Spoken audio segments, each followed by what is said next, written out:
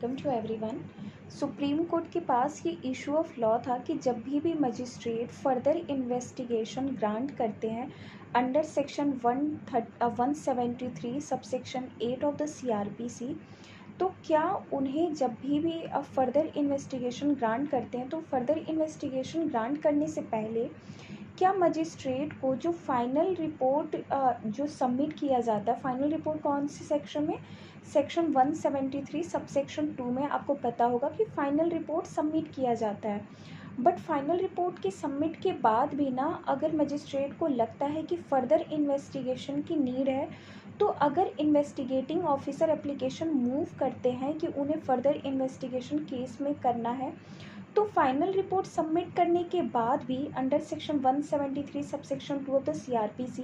जब final report submit कर देते हैं पुलिस ऑफिसर और वो मजिस्ट्रेट से सीक करते हैं कि उन्हें फर्दर इन्वेस्टिगेशन की नीड है, तो court under section 173 subsection 8 of the CRPC में ग्रांट करती है फर्दर इन्वेस्टिगेशन के लिए। तो ये तो आपको पता होगा बेसिक।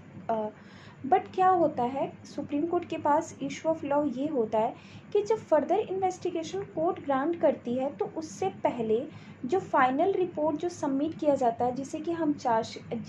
हम चार्जशीट बोलते हैं, तो फाइनल रिपोर्ट जो सबमिट किया जाता है अंडर सेक्शन 173 सबसेक्शन 2 में, उसे क्या रिव्यू रिकॉल भी करना होता है और क्या उसे क्वाश करना होता है फाइनल रिपोर्ट को, तब कोर्ट ग्रांट करती है फर्दर इन्वेस्टिगेशन के लिए। ये इशू ऑफ लॉ कोर्ट के पास था। तो इस जजमेंट के पैरा नंबर 50, 73, 76 एंड 77 को पढ़िएगा, बहुत इंपॉर्टेंट है। मैं उसके यहाँ पे अटैच कर दूँगी फाइनल वर्डिक्ट की जो भी पैरा नंबर है, आप वो भी पढ़िएगा खुद से। तो कोर्ट ने यहाँ पे ये हेल्ड किया था कि जब फाइनल रिपोर्ट जब मजिस्ट्रेट को सबमिट कर दिया जाता है और जब मजिस्ट्रेट उसे एक्सेप्ट भी कर लेते हैं, फाइनल रिपोर्ट किस में, अंडर सेक्शन 173 सबसेक्शन 2 में, तो ये इन्वेस्टिगेटिंग ऑफिसर और इन्वेस्टिगेटिंग एजेंसी अगर चाहते हैं कि फ़र्दर वो अगर कैरी करना चाहते हैं फ़र्दर इन्वेस्टिगेशन, तो मजिस्ट्रेट वहाँ पे ग्रांट कर देती है और ये परमिसेबल होता है। फिर कोर्ट ने ये बोला कि there is no bar against the conducting further investigation under section 173 subsection 8 of the CRPC। यहाँ पे कोई भी बार अप्लाई नहीं होता है under section 173 subsection 8 of the CRPC में फाइनल रिपोर्ट के एक्सेप्ट करने के बाद अंडर सेक्शन 173 सबसेक्शन 2, मतलब यहाँ पे फाइनल रिपोर्ट अगर एक्सेप्ट कर लिया गया है तो इसका बार अप्लाई नहीं होगा अगर कोर्ट फर्दर इन्वेस्टिगेशन ग्रांट करती है under section 173 subsection 8 of the CRPC। इसका यही कोर्ट ने हेल्ड किया कि prior to carry out of further investigation, मतलब फर्दर इन्वेस्टिगेशन स्टार्ट करने से पहले under section 173 subsection 8 of the CRPC it is not necessary, ये ज़रूरी नहीं है कि court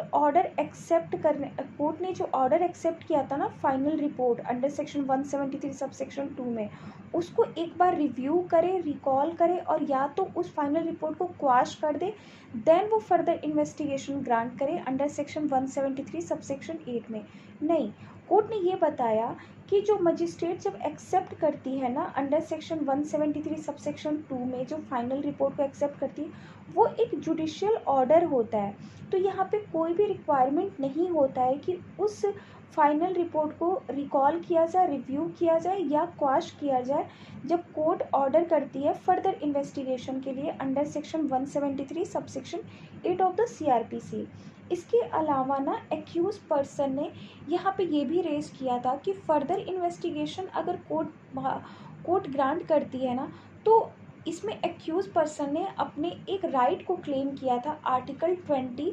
clause 2 of the Indian constitution, जैसे कि आपको पता होगा, जो कि बेस्ड है डबल जियो पार्टी पे। तो कोर्ट ने यहाँ पे ये बोला कि जो फर्दर इन्वेस्टिगेशन होता है ना, वो कॉन्टिन्यूएशन होता है ऑफ द अर्लियर इन्वेस्टिगेशन। यहाँ पे कोर्ट ने ना फर्दर इन्वेस्टिगेशन को डिफ़ाइन भी किया, उसके फर्दर इन्वेस्टिगेशन को डिफ़ाइन भी किया कोर्ट ने कि फ़र्दर का मतलब क्या होता है। तो इसका एक डिक्शनरी मीनिंग निकाला कोर्ट ने और ये बोला कि जो फर्दर इन्वेस्टिगेशन होता है वो कॉन्टिन्यूएशन में होता है जो अर्लियर इन्वेस्टिगेशन हुआ रहता है। तो अर्लियर इन्वेस्टिगेशन किस में हुआ रहता है, जैसे कि आपको पता होगा कि फाइनल रिपोर्ट सबमिट किया जाता है अंडर सेक्शन 173 सब सेक्शन 2 में, तो उसी की कॉन्टिन्यूएशन में होती है फर्दर इन्वेस्टिगेशन। तो यहाँ पे हम ये नहीं कह सकते हैं कि एक्यूज पर्सन को सब्जेक्टेड किया गया है, सब्जेक्ट किया गया है कि वो ट्वाइस इन्वेस्टिगेशन, मतलब वो दोबारा इन्वेस्टिगेशन में क्या हो रहा है, सब्जेक्ट किया जा रहा है, उसे बार बार फेस करना पड़ रहा है इन्वेस्टिगेशन में। यहाँ पे हम ये नहीं बोल सकते हैं कि यहाँ पे उसे दोबारा पनिशमेंट मिल रहा है, और ये अंडर आर्टिकल 20 क्लॉज 2 यहाँ पे अप्लाई नहीं होता है, जो कि बेस्ड है principle of the double Jio party, इसलिए ये यहाँ पे अप्लाई नहीं होगा फर्दर इन्वेस्टिगेशन में। फिर एक्यूज पर्सन ने ना एक और चीज़ को रेज़ किया था कि जब फर्दर इन्वेस्टिगेशन इस केस में जब मांगा गया था ना, तो 3 साल आई थिंक निकल चुका था तब मांगा गया था। तो कोर्ट ने यहाँ एक्यूज पर्सन ने ये रेज़ किया था अपना सबमिशन पैरा नंबर 83 में कि delay in a trial on the account of the further investigation. इसमें क्या होगा कि जब फर्दर इन्वेस्टिगेशन होगा तो ट्रायल में डिले होगा, तो यहाँ पे क्या होगा कि केस लंबा खींचेगा। ये एक्यूज पर्सन ने अपना सबमिशन दिया था। पैरा नंबर 83 को आप बहुत अच्छे से पढ़िएगा, उसमें बहुत अच्छे एक मैगज़ीन को भी कोर्ट ने रेफ़र किया था, जो कि आपको कभी काम आ जाएगा, कहीं पे अगर लीगल मैगज़ीन्स पूछा जाएगा तो आप उसे वहाँ पे नोट डाउन कर लीजिएगा। तो यहाँ पे एक्यूज पर्सन ने ये चीज़ को रेज़ किया था कि फर्दर इन्वेस्टिगेशन जो होगा ना वो डिले करेगा ट्रायल में। तो कोर्ट ने यहाँ पे पैरा नंबर 84 में ये बात बोली थी कि जो हमारा क्रिमिनल जस्टिस है ना, वो इस पे बेस्ड है, जो कि जनरल रूल है कि क्राइम कभी भी ख़त्म नहीं होता है, बढ़ता नहीं है। और उन्होंने इस प्रिंसिपल को रिफ्लेक्ट किया इस मैगज़ीन पे। प्लीज़ आप इस मैगज़ीन को खुद से पढ़िएगा, क्योंकि हो सकता है कि मेरी प्रोनाउंसिएशन में प्रॉब्लम हो जाए, तो आप इस मैगज़ीन को खुद से नोट डाउन कीजिएगा, जो कि बेस्ड होता है। आप लीगल मैगज़ीन जो है रोमन जो वर्ड्स में है उसको आप नोट डाउन कीजिएगा, जो रोमन मैगज़ीन है। तो इसका मीनिंग ये होता है कि lapse of the time is not a bar. यहाँ पे कोर्ट ने ये बोला था,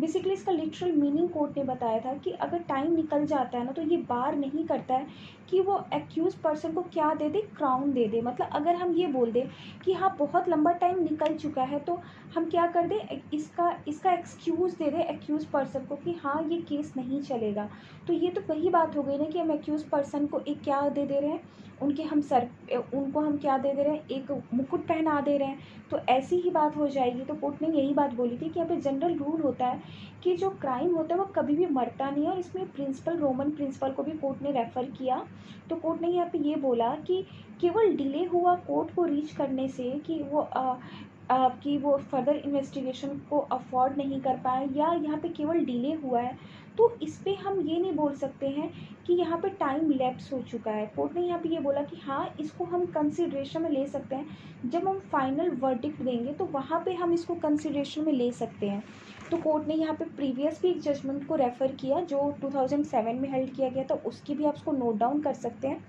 प्लस फाइनली कोर्ट ने ना इसमें ये भी बताया कि जब भी फाइनल रिपोर्ट सबमिट करती है ना मजिस्ट्रेट के सामने इन्वेस्टिगेटिंग एजेंसी और इन्वेस्टिगेटिंग ऑफिसर, तो आपको पता होगा कि final report section 173 sub section 2 में फाइल किया जाता है। तो जब वो सबमिट करते हैं तो मजिस्ट्रेट के पास क्या अल्टरनेटिव्स होते हैं, मजिस्ट्रेट के पास यहाँ पर बहुत वाइडर पावर होता है फाइनल रिपोर्ट सबमिट करने के बाद। तो मजिस्ट्रेट क्या कर सकते हैं, या तो उस रिपोर्ट को एक्सेप्ट कर सकते हैं, और एक्सेप्ट करेंगे तो उसी रिपोर्ट पे क्या करेंगे, कॉग्निजेंस ले लेंगे और इशू प्रोसेस जारी कर देंगे। पहला तो ये हो गया मजिस्ट्रेट का पावर। दूसरा क्या कर सकते हैं मजिस्ट्रेट, या तो वो डिसएग्री कर सकते हैं विद द रिपोर्ट और ड्रॉप कर सकते हैं प्रोसीडिंग, या क्या कर सकते हैं कॉग्निजेंस ले सकते हैं उस रिपोर्ट पे, और क्या कर सकते हैं कॉग्निजेंस लेंगे उस रिपोर्ट की जो भी मटेरियल सबमिट किए गए थे बाय द इन्वेस्टिगेटिंग ऑफिसर। या थर्ड क्या कर सकते हैं मजिस्ट्रेट के पास क्या पावर है कि वो डायरेक्ट कर सकते हैं फर्दर इन्वेस्टिगेशन के लिए under section 156 subsection 3 of the CRPC,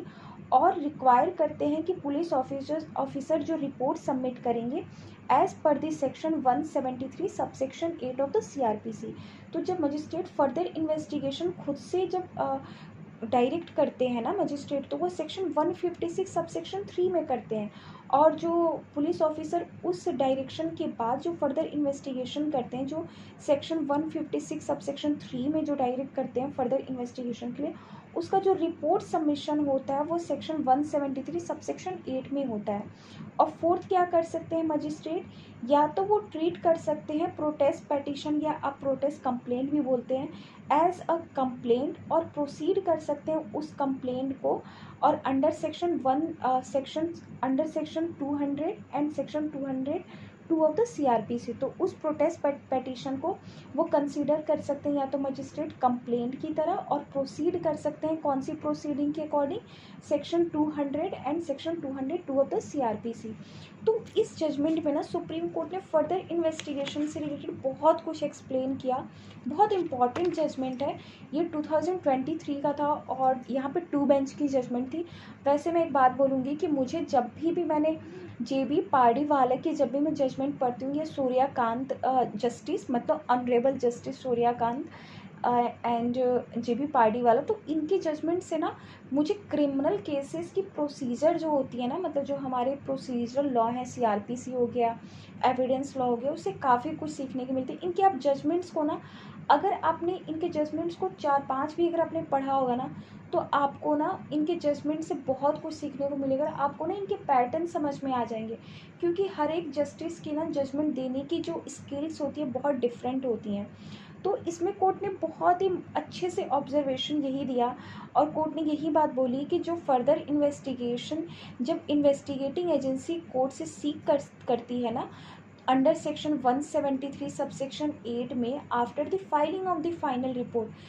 report submit कर देती है, उसके बाद भी अगर इन्वेस्टिगेटिंग एजेंसी को लगता है ना कि फर्दर इन्वेस्टिगेशन भी हो सकता है, तो तो वहाँ पे जो मजिस्ट्रेट होता है जो फर्दर इन्वेस्टिगेशन ग्रांट करता है ना, वहाँ पे मजिस्ट्रेट को ये नीड नहीं होता है कि वो फाइनल रिपोर्ट को जो ऑलरेडी सबमिट किया गया है अंडर सेक्शन 173 सबसेक्शन 2 में, उसे या तो रिव्यू करे, रिकॉल करे, या उसको क्वाश कर दे कि हाँ अब फर्दर इन्वेस्टिगेशन करना तो हम उसी ही फाइनल रिपोर्ट लेंगे, और जो फाइनल रिपोर्ट आपने सबमिट किया था उसे हम कैंसिल करें। नहीं, ऐसा नहीं होता है। वो जो फाइनल रिपोर्ट सबमिट हो जाता है तो मजिस्ट्रेट उसको क्या कंसीडर करते हैं, मजिस्ट्रेट जब उसको एक्सेप्ट कर लेते हैं तो उसे क्या माना जाता है, जुडिशियल ऑर्डर माना जाता है। और जैसे कि मैंने आपको बताया भी कि अगर मजिस्ट्रेट उसको उस फाइनल रिपोर्ट को अगर एक्सेप्ट नहीं करते हैं तो मजिस्ट्रेट क्या करते हैं, फर्दर इन्वेस्टिगेशन के लिए डायरेक्ट खुद ही कर देते हैं अंडर सेक्शन 156 सबसेक्शन 3 में, या तो मजिस्ट्रेट ये कर सकते हैं। या अगर मजिस्ट्रेट उसको एक्सेप्ट कर लेते हैं ना फाइनल रिपोर्ट को, तो उस फाइनल रिपोर्ट को एक्सेप्ट करने के बाद वो एक तरीके का जुडिशियल ऑर्डर हो जाता है। तो यहाँ पे कोई रिक्वायरमेंट नहीं होती कि मजिस्ट्रेट उस फाइनल रिपोर्ट को रिकॉल करें और रिव्यू करें, और या तो उसको क्वाश कर दें, तब वो ग्रांट करे फर्दर इन्वेस्टिगेशन के लिए अंडर सेक्शन 173 सबसेक्शन 8 में। और एक और चीज़ मैं फिर से रिपीट करूँगी कि अगर एक्यूज पर्सन ऐसा बोलते हैं कि ये हमारे हमारे एक राइट जो हमें प्रोवाइड किया गया 00 पार्टी का आर्टिकल 20 क्लॉज 3 का, कि हमें इसमें बार बार इन्वेस्टिगेशन को फेस करना पड़ रहा है,